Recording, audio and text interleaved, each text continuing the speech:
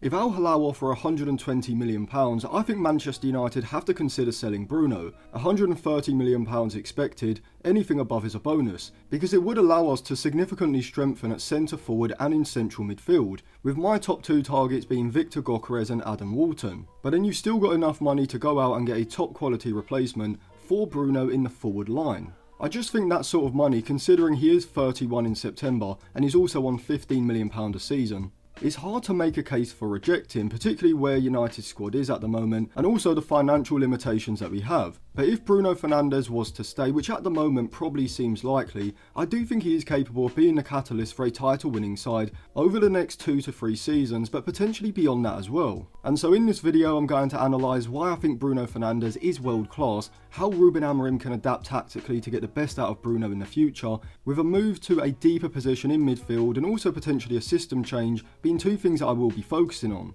But before I go any further, if you want to check out any cheap, good quality football jerseys, go over to jerseyfifa.co. They've got a variety of different current season and retro jerseys, including this 2006-2007 white Manchester United away shirt with Ronaldo 7 on the back, which they did actually send me, as well as this Juventus Zidane shirt from the 90s as well, which are two jerseys that I have been wanting for quite a while, but were incredibly hard to find. If you use code ATLANTIS at checkout, you'll get a 10% discount, so I'll leave it linked in the description and in the comments section below. So I've been saying it probably for years by now that Bruno Fernandes is world class, and I think at this point he's proved these doubters wrong. Even before Amorim came in, Bruno was producing insane output statistically, season after season, and I know people disregard this and call him a stat pad merchant, but this just tells me that they don't really understand football statistics. When people say this, they are referring simply to goals and assists, which on its own for a player who isn't playing in the forward line is still hugely impressive.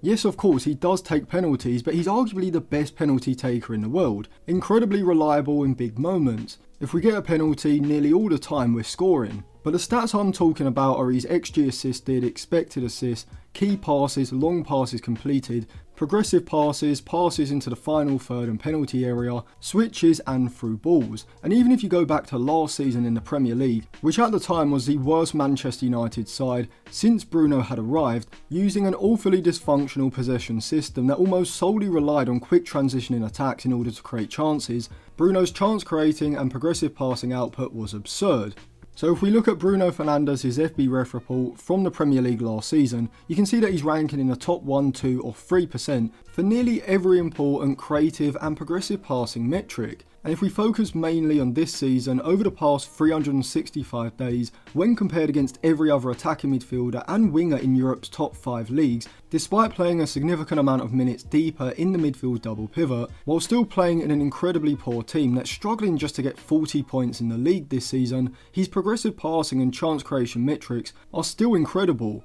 Yes, he does lack the ball carrying or dribbling ability of a Florian Wirtz or Jamal Musiala, which is reflected in his dribbling and ball carrying metrics, but that's just not his game and it never was. Bruno is a playmaker, but he's also one of the most clutch players in world football. Without a doubt, I consider him world class because he's been performing at the elite level for pretty much the last 5 years since he joined United. And if he was playing for a PSG, Barcelona or a Real Madrid, there would be no doubt how good he is. Now under normal circumstances would I sell him? Definitely not, because if it was a European club, Real Madrid, PSG, Bayern or Barcelona, max we would get is £60 million. And even then, because of how teams function with FFP now, you might not even get that much considering Bruno is 31 in September. However, Saudi changes the situation because you could then probably get between 120 and 140 million pounds, which means not only are you able to go and get an elite level Bruno Fernandes replacement, but you can probably afford to bring in one, if not two elite level players as well. I'll break down some of the options in just a minute, but it would have to be an offer in that region because Bruno is so valuable to Amorim's team that if you were to take him out and get the replacement wrong, it could cancel out the improvements we make in other positions. Now don't get me wrong, Bruno turning 31 doesn't mean he's coming to the end of his career. We've seen it with players like Scholes, Pirlo, Alonso, Kroos, Modric and Xavi that world-class playmakers are able to not just extend their careers at the top level, but actually get better in their 30s. And as with these players which I've just mentioned, with Bruno Fernandes, I think this would come from moving him deeper. If I had said that before Amorim, the anti-Bruno crowd would have said that he can't play deep because he can't keep the ball in a possession-based system, he isn't intelligent enough positionally or tactically.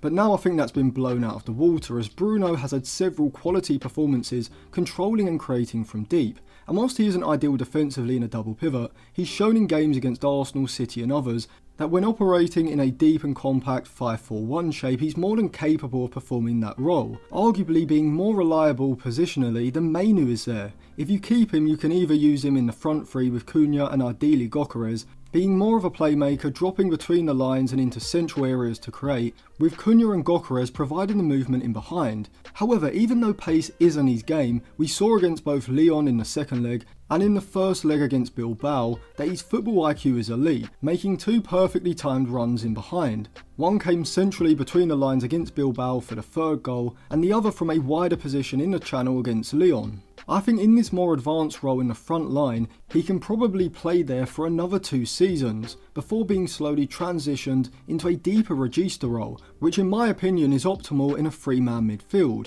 And Hakan Kalanoglu at Inter Milan is a perfect modern day example of this. Prior to Inzaghi using him in that deep central midfield role, Kalanoglu was someone who, like Bruno, you'd describe as an attacking midfielder who primarily plays ahead of the midfield line. And to be honest, he was nowhere near Bruno's level creatively or in terms of how clutch he was, yet Inzaghi saw the attributes he had to play in that deeper role, with his long passing especially being something that Inzaghi sought to take advantage of, as a way of directly progressing the ball into the final third, with the 2 wing-backs Dumfries and DiMarco providing the dynamic forward runs down the flanks for Kalanoglu to find. And so this materialised with Kalanoglu playing as a single pivot in a Regista role in Inzaghi's 3-5-2, which became a 5-3-2 out of possession, with Barella and Mkhitaryan either side providing the defensive security around Kalanoglu. And even then, if you had told me whilst he was at Arsenal that Mkhitaryan would be able to play this kind of water carrier role, being required to cover a significant amount of ground in an Inzaghi midfield,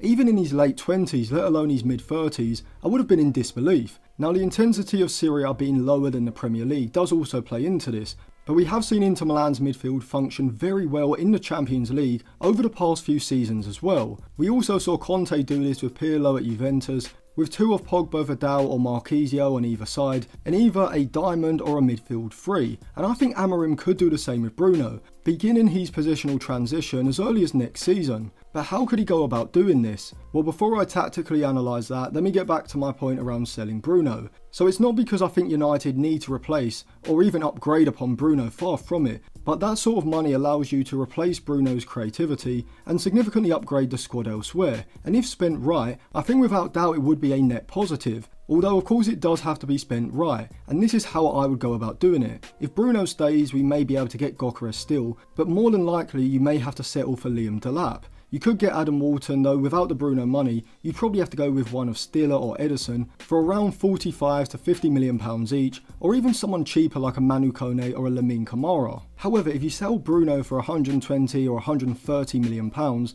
now you could use some of that money to subsidise more expensive deals for Walton and Gyökeres and still have enough money left to replace Bruno with someone who's already at the elite level. But how could Ruben Amorim adjust his tactical setup to get the best out of Bruno for next season, but also for future seasons as well? So I do think that Amorim prefers to have Bruno in the midfield double pivot compared with on the right side of the forward line out of the 2 positions, as it does allow him to get on the ball more often and therefore exercise his creativity a lot more frequently throughout a game. The issue is with using him in the double pivot is similar to with Mainu, which is that whilst defensively for the majority of the time, I think either are capable of playing there alongside a more athletic midfielder like Agate. But because the system uses a back 5 with a front 3 ahead of the double pivot, I think ideally you need 2 central midfielders who both specialise when it comes to covering ground quickly and being dominant in defensive duels. However, these central midfielders also need to have the press resistance and the progressive passing ability required in possession. And apart from the premium players say Adam Walton and Baleba,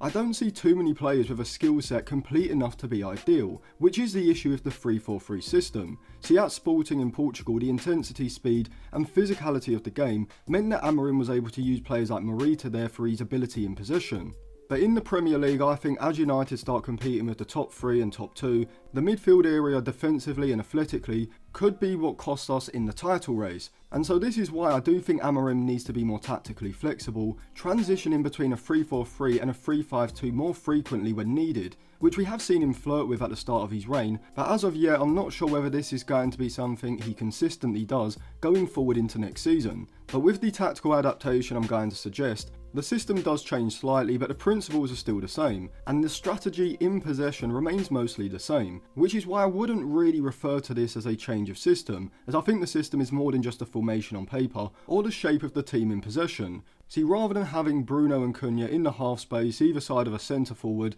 ideally Gyökeres, more likely Delap, you would instead drop Bruno Fernandes between the midfield double pivot, with Cunha now operating in more central areas. In the build-up phase, you would have the front 2 sitting high, looking to pin as many of the back line on the halfway line as possible, in order to stretch the space behind the opposition's midfield line press, but also to potentially give you a man advantage in the defensive third, which along with the keeper, would give United 2 extra men in the build-up phase, able to then use the man-to-man press of the opposition to stretch the space between the players in order to open up passing lanes into Bruno or any other players looking to break ahead into the middle third. If the opposition go aggressive man-to-man and leave just 2 defenders deep, Delap and Cunha can split and pull wide, and because both centre-backs aren't going to want to vacate the centre, at least one of them should have a fair amount of space, or alternatively the opposition are forced to drop someone from the press, leading to the same advantages that I talked about previously. But it's in the middle third where we're going to see Bruno being most effective as a regista. But with this 3-man central midfield, the wing-backs would also have greater defensive security behind them, meaning that Amad, and preferably a left wing-back with a similar sort of winger-like offensive threat that Amad has, can now be a lot more aggressive with their positioning higher up the pitch, playing more like natural wingers and wing-backs, or depending on their abilities, even something resembling an inside forward in possession. If you put 2 industrious central midfielders alongside Bruno, say Ugarte and maybe someone like Maxi Oyedele if he's re-signed for example, or even Mainu depending on the opposition, now the wing-backs have greater defensive security behind them in the channels to fill in case there is a turnover and the opposition look to counter quickly into the space they vacated. It would also allow one of the wide centre-backs, and maybe even a libero central centre-back like Balerdi to join the attack, with third-man runs from deep becoming the 3-man, and from this deeper role Bruno can be the point of the attack, constantly looking to drop off to open up a passing lane into his feet, wherefrom he can now receive the ball in front of the opposition's midfield or forward lines and then either feed incisive passes into players between the lines, switching play with long raking passes, with the wing-backs being the outlets, or release runners in behind the back line with longer passes over the top. And in the final third, with 2 more defensive-minded players either side in midfield, Bruno can still join the attack, providing the same sort of creative and goal-scoring threat that he does now. And so overall, moving to more of a 3-5-2 would not only provide defensive security for Bruno, allowing him to be the playmaker from deep, but also for the wing-backs as well, thereby potentially making Amad a lot more threatening in the attack. And I think as Bruno Fernandes approaches his mid-30s, this could be something that extends his longevity at the highest level and maybe even improve him as a player as well. So let me know what you think about this potential tactical change for Bruno, and if you want to pick up any cheap, good quality football jerseys, go over to jerseyfifa.co. You can use code Atlantis at checkout for a 10% discount. I'll leave it linked in the description and comment section below. And if you do want a 7-day free trial to read my articles or access to the group chat, I'll leave that on the end screen now as well.